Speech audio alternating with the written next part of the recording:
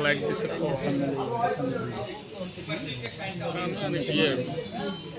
yes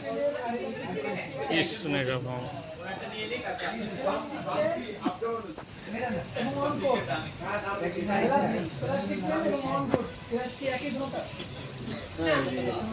plastic থেকে আমাদের one ফুটের দাম দিয়ে বেশি অবশ্যই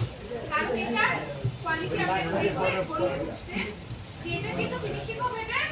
আবার এটা কিন্তু শাইনও বেশি না লাক্সারি মতো গেলে একটা গ্লাস দিয়ে করা এটা বেশি